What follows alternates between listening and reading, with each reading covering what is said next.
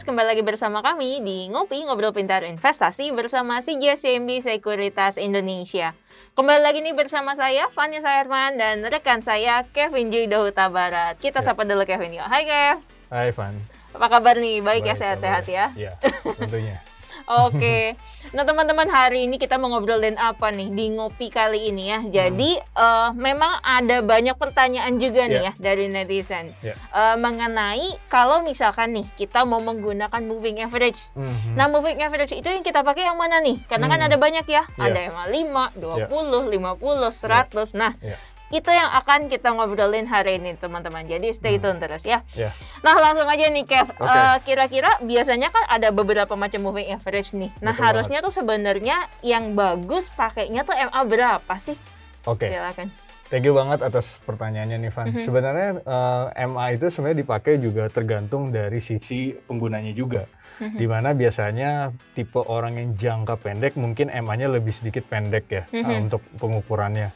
Tapi kalau tipe orang yang middle ke long term mungkin nanti areanya bisa MA-nya lebih banyak angkanya seperti itu. Nah, yang dimaksud dengan angka-angka ini seperti apa? Kalau kita perhatikan, kita bicara yang pendek dulu ya.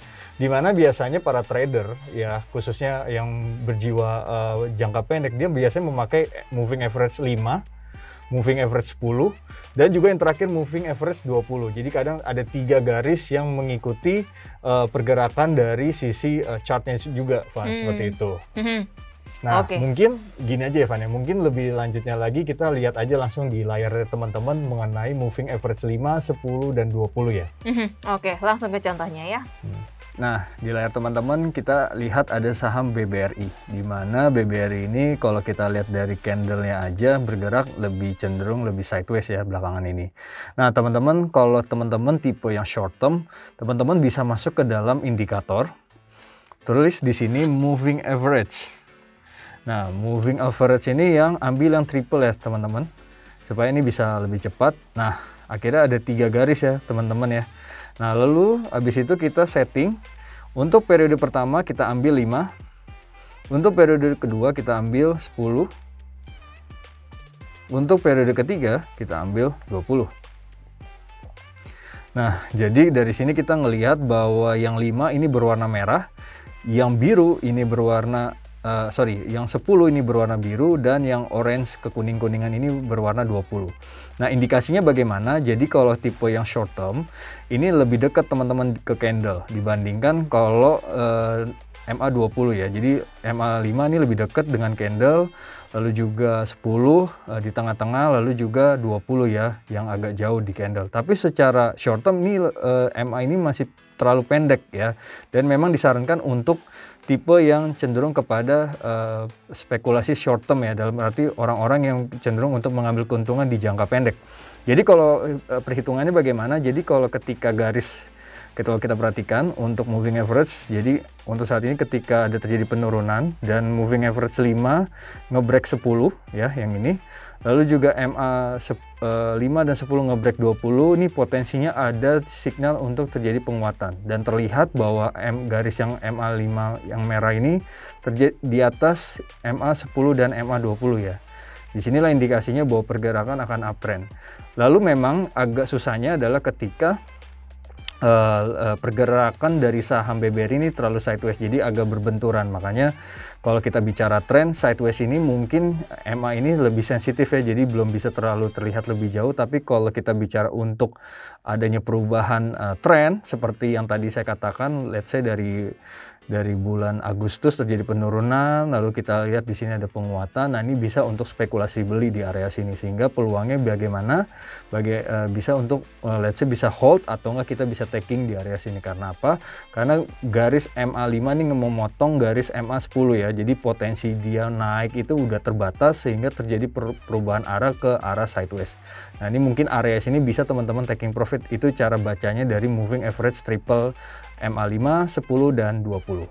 Nah, gimana teman-teman? Jadi tadi ya, kalau kita lihat nih bersama penjelasan dari Kevin tadi ya, sedikit kesimpulannya sebenarnya ini balik lagi tergantung ke personal teman-teman nih. Lebih prefer kemana gitu ya, lebih ke jangka pendek kah, atau jangka menengah, atau jangka panjang. Nah, cuma biasanya kalau misalkan short term ya kita pakai MA yang lebih pendek gitu ya. Contohnya kayak tadi nih ada MA 5, MA 10 dan sebagainya ya. Nah, kalau misalkan nih Kev, balik lagi ya, kalau tipe orangnya itu ternyata lebih ke arah katakanlah middle term atau long term gitu. Nah, kira-kira MA berapa nih yang dipakai Kev? Ya, sebenarnya kalau kita bicara tadi short term 5, 10, dan 20 itu buat fokusnya kepada pergerakan lebih sensitif terhadap candle ya.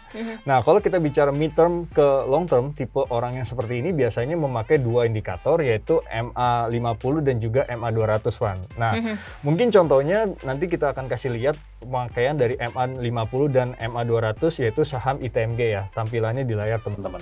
Oke. Nah, tadi kita udah bahas saham BBRI yang fokusnya di area short term. Nah, sekarang kita akan membahas kalau misalnya kita menjadi trader yang lebih middle ke long term. Biasanya moving average apa yang bisa dipakai? Nah, di sini balik lagi teman-teman, kita masuk lagi ke indikator. Kita tulis di sini moving average. Nah, di sini ada double ya. Jadi teman-teman bisa klik double. Ya, jadi tampilannya seperti ini nih ya. Dan kalau kita setting, yang periode pertama kita ambil 50, periode kedua kita ambil 200. Ya, ini secara teori ya. Jadi, nah kalau seperti ini pergerakannya masih cenderung uptrend ya untuk MA 50 dan 200 ya. Nah, mungkin kita langsung aja untuk melihat bahwa tipe yang seperti ini bagaimana. Ini biasa ada dua teman-teman. Jadi kalau dilihat pergerakan ITMG yang akan cenderung lebih sideways, ini biasanya terlihat apakah MA 50 sebagai support ini akan ketahan nggak, dalam arti gini, kalau misalnya MA 50 ini kan berada di area 20.545, sedangkan untuk harga sekarang ini 21.225. Jadi ini kalau toh harus saham ini turun, ini jangan sampai membentur atau ngebreak MA 50-nya di 20.545 teman-teman. Jadi kalau masih di atas MA 50 ini masih so far masih cenderung lebih sideways. Dan kalau kita perhatikan potensi untuk pergerakan MA ini sendiri memang harusnya MA 50 sudah di atas MA 200. Jadi peluang untuk sideways cenderung menguat ini terbuka. Tapi sebaliknya kalau MA 200 ya di atas MA 50 itu potensi akan terjadi downtrend seperti itu secara middle ke long term. Tapi kalau kita perhatikan untuk yang belakangan ini, kalau misalnya ternyata dia harus turun dalam arti membentur level MA 50-nya let's say 20.545, potensi dia penurunan sampai support kedua ini bisa dipakai di MA 200 di mana levelnya di 17.695 gitu ya. Ini bisa dipakai untuk apakah secara tren masih terjadi penguatan apa tidak. Tapi kalau dua-duanya jebol, nah ini hati-hati teman-teman, karena potensi yang sideways ini berubah arah menjadi kembali downtrend. Jadi memang support keduanya dalam arti moving average bisa dipakai di 200 juga gitu, di 17.695. Lalu support pertama ini juga bisa dilihat di area 20.545. Inilah penggunaan salah satu cara memakai moving average 50 dan 200 secara mid term ke long term.